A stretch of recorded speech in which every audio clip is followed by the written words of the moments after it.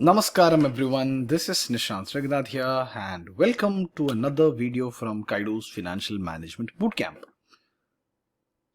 So the last video we entered inventory management, that's the second element of working capital item that we are analyzing under working capital management, and we saw the basics, the complete concepts and everything that we need to understand of the concept of inventory management, why it is important and everything. And from there we moved on to various techniques of inventory management wherein we saw EOQ and levels of inventory, correct, inventory levels. So EOQ is nothing but an order quantity which would minimize the ordering cost and carrying cost. That is the best quantity to be ordered so that the company can minimize their cost of purchase, cost of their raw materials. Now inventory levels is a study wherein we divide the level of inventory that you are keeping in stock with your company, and therein we saw levels like max level, minimum level, reorder level and danger level, and we saw the relation between all of these things. We saw formulas on how to compute them, and now we are moving on to the last part for techniques under inventory management, and they are nothing but certain analysis tools. So starting from ABC all the way to FSN, it's not just FSN, it's supposed to be FSND. Alright. So in this video, I intend to cover all these things: ABC, perpetual, just-in-time, VED and FSND. Alright, so shall we start? So first and foremost, ABC analysis. Let me quickly go to our note. Okay, here is our note. So, sorry, didn't need to open this. Let's move this aside. Right, fine. So ABC analysis.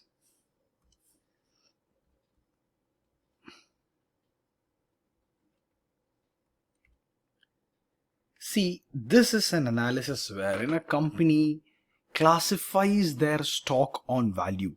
So here in stock analysis is based on value and quantity. Okay, value and quantity based classification.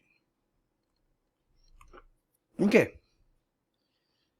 so techniques of financial management, inventory management tell us that we can classify the stock a company keeps into three categories. They are A, B and C. A category stock are the one wherein the quantity would be very low. Say they just occupy close to 8% of total stock, but value would be very high. Say value is somewhere close to 72%. Okay. B category stock is a stock where the quantity will be moderate, say somewhere close to 32%, but the value is not so high. Say we'll give a value of 20%. Okay. Now C category would be the stock which is very high in value. So it's like miscellaneous stock. We are bringing about all the other stock which is other than A and B into C. So all the other stock in quantity comes up to 60% and in value they come only to 8%.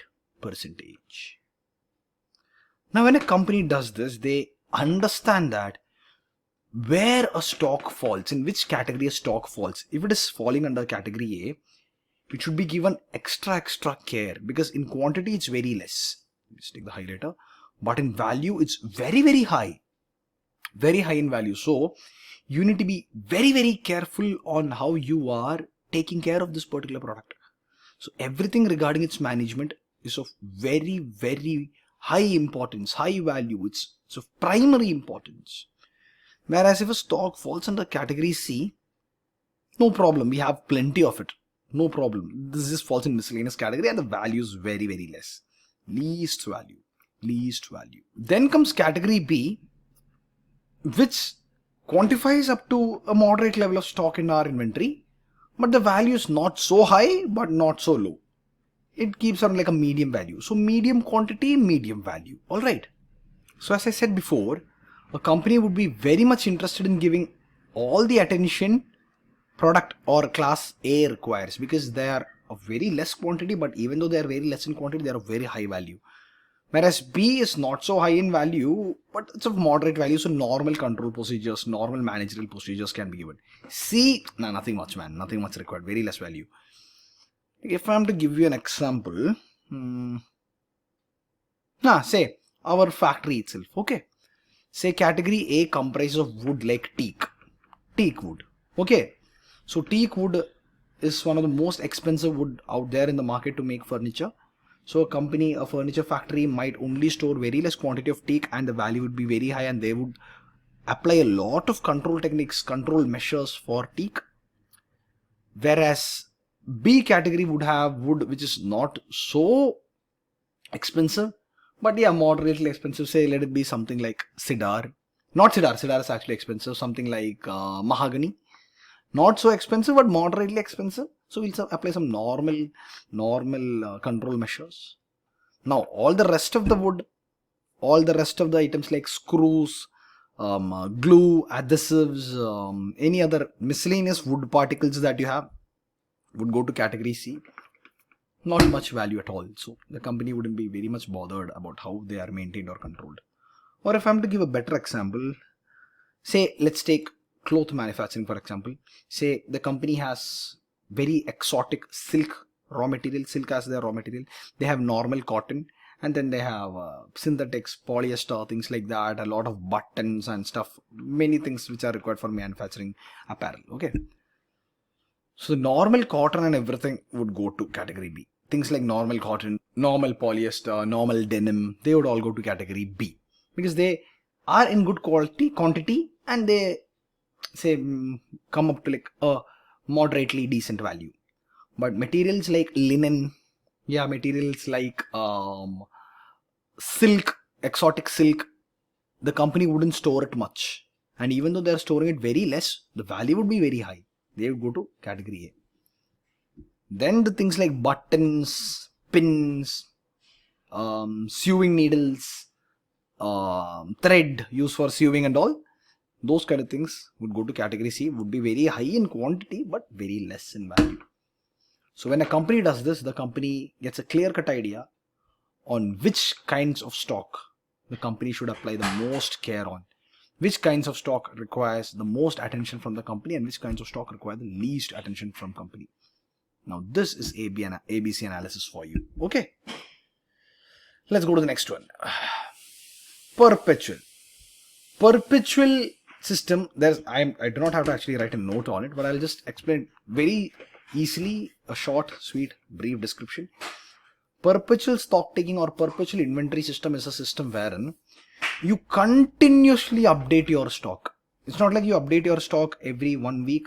Say I issued 10 kg today. I issued 20 kg tomorrow. Tomorrow evening I bought 15 kg. Day after morning I issued 5 kg. Day after evening I bought 30 kg. I carry out a lot of operations, lot of issues and receipts like this, and at the end of the week I make the updation. But in perpetual system it's different. After every receipt, after every issue, after every return, after every rejection, whatever happens in stock, instant updation is made and reported. So stock is continuously monitored, perpetually monitored. That is perpetual system. Okay? That's all. Nothing much to write or teach or anything regarding perpetual system. Okay, before going to just in time, I think it's better to put VED and FSND with ABC. We'll go to just in time at the end. Yeah, accidentally switched between the pages. VED stands for vital, essential and desirable. So this is again an analysis of stock taking or stock keeping, not stock taking, stock management, wherein stocks are analyzed. Stocks are analyzed based on their criticality in a company. So a company might have multiple kinds of spare parts. Sorry, it's not stock, it's spare parts. Okay, spare parts. Spare parts which form part of your stock are analyzed based on their criticality for production. Criticality for their production. Criticality. as in how critical their presence is in the production, they are analyzed. So, for example, if I am to take, this is the most common example that is most widely used while teaching VED analysis. Say it's a car manufacturing company. For a car manufacturing company, an engine would fall under the V category. V stands for vital. So an engine would fall in the vital category, because without an engine, the car assembly cannot start. Without the body of a car assembly cannot start. So they are vital. Without them, production cannot start. Operations cannot start. Assembly cannot start.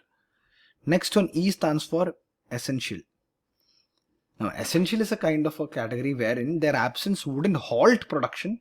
As in, production, you won't reach a stage where you have no chance to start production, but their absence can cause an issue. So, for example, we took engine in vital, right? So, if a company runs out of stock for an engine for at least couple of minutes or couple of hours, the production will have to be halted. There is nothing that can be done without having an engine or a body. Body of a car can also be a vital category. You cannot start production. Whereas essential is a category wherein you can start production, but then their absence will cause a problem. For example, say tires.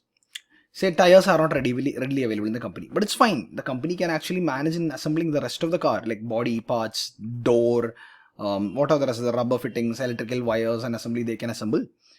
Tires they can go at the end, no problem. So if they need 2 days to assemble the complete body, electricals and everything, it's fine if they get the tires only after 2 days at the end of the assembly line. No problem. But if tires are delayed more than 2 days, say tires are delayed after 4 days, even after 4 days, the car will stay there as dead, not moving, right? It will simply stay there without tires. It's not left the assembly chain. And then finally, desirable.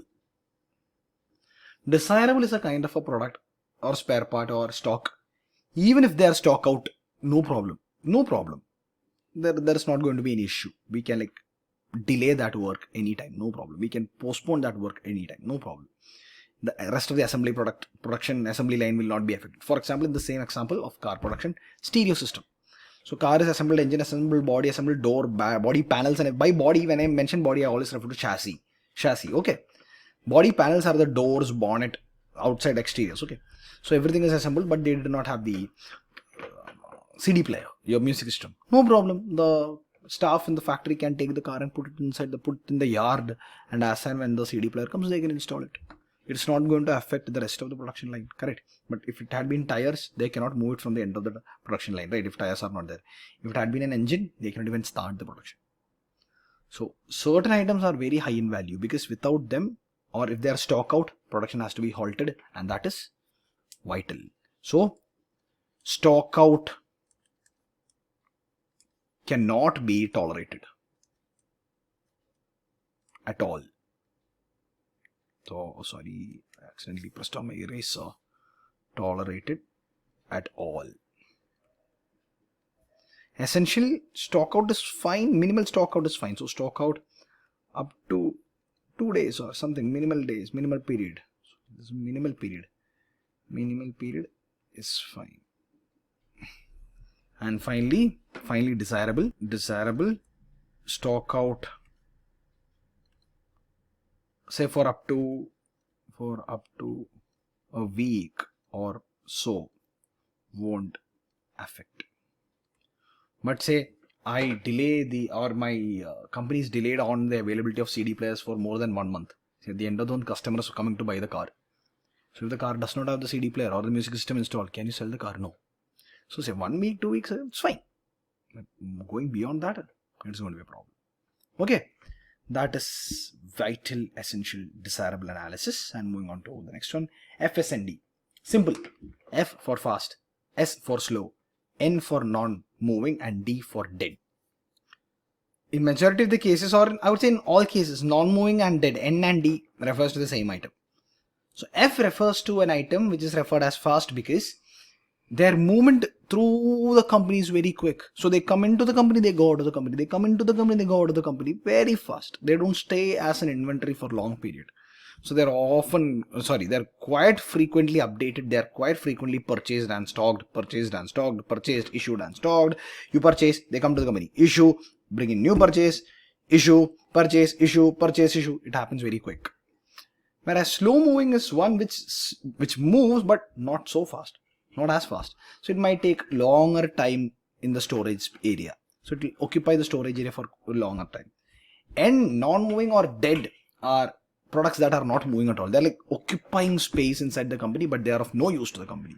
So they're dead assets, dead investment. So they're unnecessarily wasting our storage space. So you need to quickly find ways to dispose it. Because having it for more time will simply make us lose our storage space, correct? So you shouldn't order it anymore and make sure that you quickly dispose it. So FS&D is an analysis wherein stocks are analyzed based not on their value but at the rate of consumption. Oh, I forgot to mention that. FS&D is an analysis wherein stocks are analyzed based on their rate of consumption. Okay, fine. Then comes perpetual, which we already discussed, and the last one, just-in-time inventory. Just-in-time inventory. Simple case. This is a particular system of stock taking wherein the company says our certain materials in our stock are of very high value and it's very risky for us to store it. Let's not store it. Let's design our production system in such a way that let's design our not just our production system and purchase system in such a way that whenever we need this raw material, we'll order and just in that time we'll get that raw material. So we are going to start production tomorrow. We'll order today. We'll get it today. We'll just keep it in stock for today only because it's very risky to keep it for a long time. Very high value stock items, very volatile, very risky items. So the company would focus on not having these items in stock and they would design a production system wherein they get a seamless flow of this particular material as and when they require. So it can be defined as a system of production or system of operations wherein the right material is received at the right time, at the right place, in the right quantity or required quantity or exact amount. You receive nothing more than what you require. You receive just the material that you require. You receive exactly in the time that you require. You receive it exactly the place that you require. So when you do this, the best part is you can reduce a lot of inventory cost. Inventory cost can be reduced. For example, your carrying cost. Carrying cost goes down because you do not have to carry these items, right? But there is a small problem here. In case you order and you do not get that material, you are done for. Your production is done for good. Yes. So that's a small issue with this particular method. So that is just in time. And with that, we have come to the end of this particular video. So that's all that I wanted to share, the various inventory analysis techniques, and we have successfully completed all of them. I hope you got a really good study from this particular video. In case you have any doubt, please feel free to ask. You will get all my contact details in the description. And also if you like the content, please do like, share, subscribe. Let your friends know about this particular channel, this particular entity, this particular small venture called KYDU. And yes, bring in more people whom you think would find it beneficial to learn from me.